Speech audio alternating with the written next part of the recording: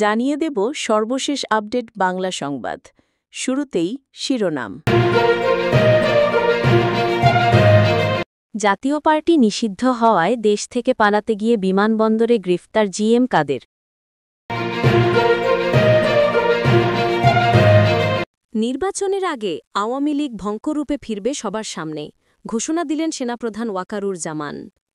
আওয়ামী লীগকে নির্বাচন করতে দিলে সেনাপ্রধানকে পিটিয়ে দেশ ছাড়া করব, হুঁশিয়ারি দিয়ে যা বললেন খালেদা জিয়া। এবং সর্বশেষ জানাব, টাক মাথায় চুল লাগানো ও জিমে সময় কাটছে পলাতক আওয়ামী লীগ নেতাদের। ভারতীয় সংবাদমাধ্যম দ্য প্রিন্ট এক অনুসন্ধানী প্রতিবেদনে এসব তথ্য প্রকাশ করেছে।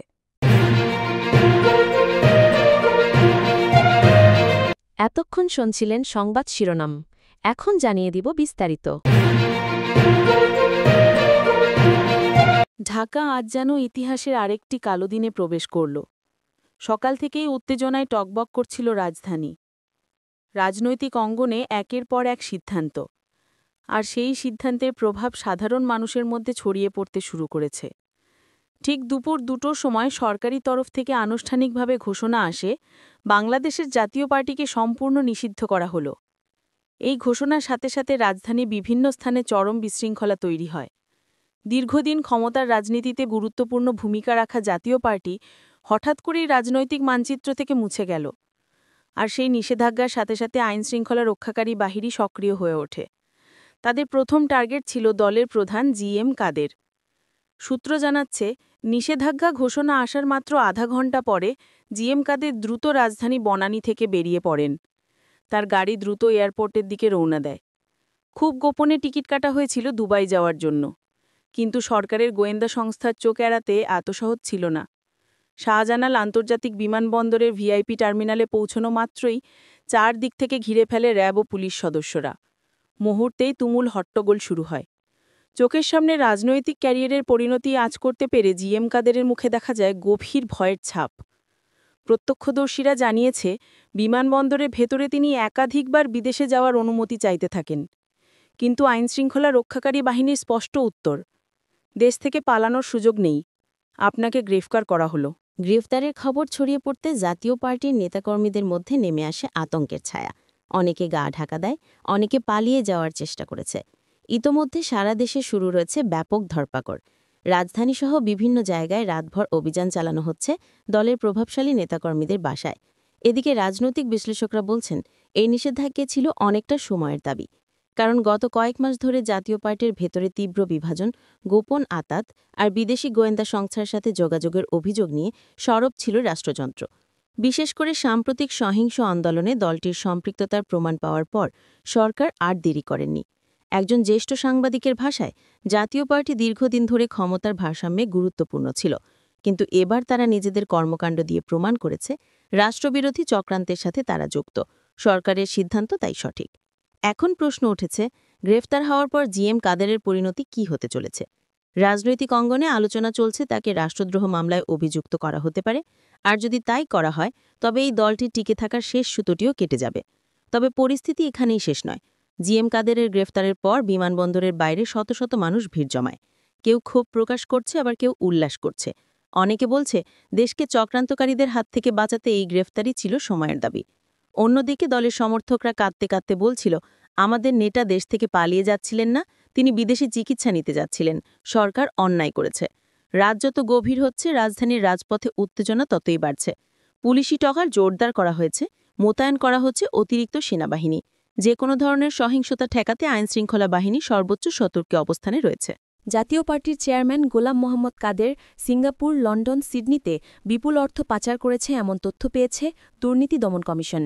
এছাড়া জালিয়াতি করেই জাতীয় পার্টির পদ গ্রহণ এবং মন্ত্রী হিসেবে দায়িত্ব পালনকালে বিভিন্ন অনিয়ম ও দুর্নীতিতে জড়িয়ে বিপুল পরিমাণ জ্ঞাত আয় বহির্ভূত সম্পদ অর্জনের অভিযোগও অনুসন্ধানে সিদ্ধান্ত নিয়েছে সংস্থাটি। দুদকের মহাপরিচালক মোহাম্মদ আক্তার হোসেন বিষয়টি নিশ্চিত করেছেন। তিনি বলেন, জাতীয় পার্টির চেয়ারম্যান গোলাম মোহাম্মদ কাদের ১৯৯৬ সাল থেকে বিভিন্ন আসন থেকে সংসদ সদস্য নির্বাচিত হন এবং সংসদে বিরোধী দলীয় নেতা হিসেবে দায়িত্ব পালন করেন। ২০০৯ থেকে ২০১৪ সালে তিনি বেসামরিক বিমান পরিবহন ও পর্যটন মন্ত্রণালয় এবং বাণিজ্য মন্ত্রণালয়ে দায়িত্ব পালন করেন।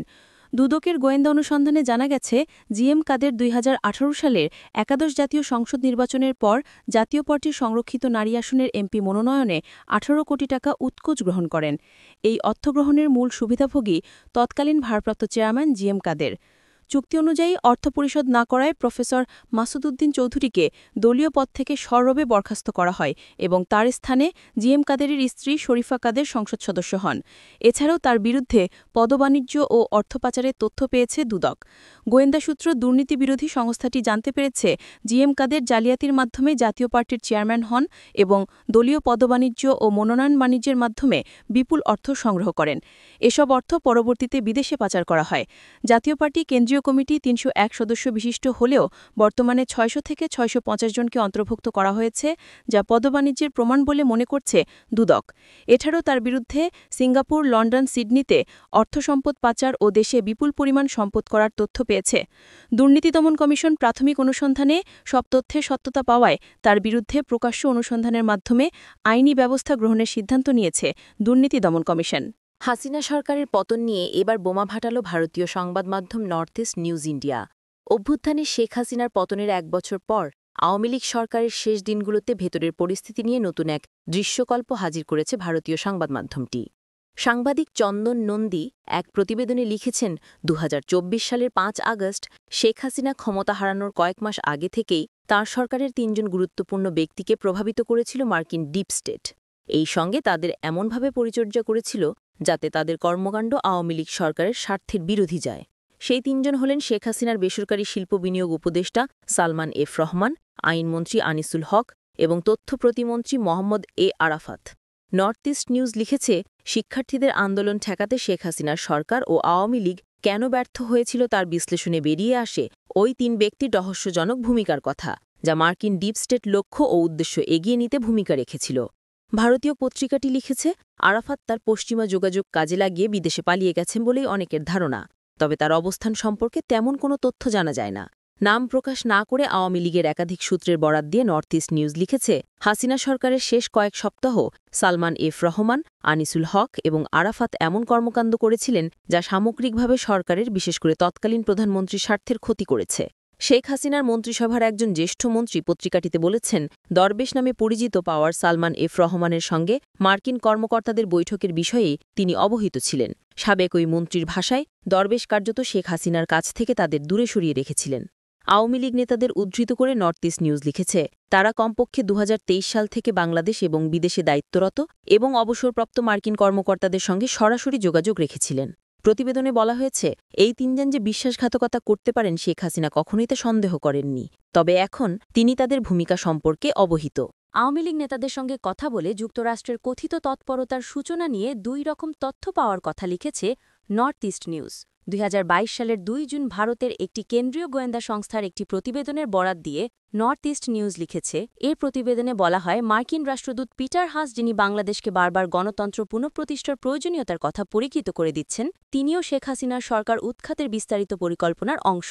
প্রতিবেদনে উল্লেখ করে বলা হয়, দরবেশ আওয়ামী লীগের শীর্ষস্থানে উঠে এসে কার্যত উপপ্রধানমন্ত্রীর ভূমিকায় অবতীর্ণ হয়েছিলেন। শেখ হাসিনার প্রতি তিনি কড়া নজর রেখেছিলেন, লক্ষ্য রাখছিলেন তিনি কার সঙ্গে কথা বলছেন বা কার সঙ্গে সাক্ষাৎ করছেন। ২০২৩ সালের এপ্রিল-মে মাসে শেখ হাসিনা যখন জাপান ও যুক্তরাষ্ট্র সফরে গেলেন, ওয়াশিংটন ডিসিতে হাসিনা থাকাকালীন রিটজ কার্লটন হোটেলে, কিন্তু দরবেশ এই হোটেলের বদলে সেন্ট রিজিস হোটেলে ওঠার সিদ্ধান্ত নেয়। ওই আওয়ামী লীগ নেতা নর্থ ইস্ট নিউজকে বলেছেন, সেন্ট রেজিস হোটেল থেকে রিটজ কার্লটন হোটেলের দূরত্বর গাড়িতে করে ২০ থেকে ৩০ মিনিট সেখানে একটি বৈঠক হওয়ার কথা ছিল, যেখানে একটি নতুন মিডিয়া প্ল্যাটফর্ম চালু করার বিষয়ে পরিকল্পনা চূড়ান্ত করা হবে। আওয়ামী লীগের নেতা আরও দাবি করেন, দরবেশের সঙ্গে আরাফাতের এই বৈঠক থাকার কথা।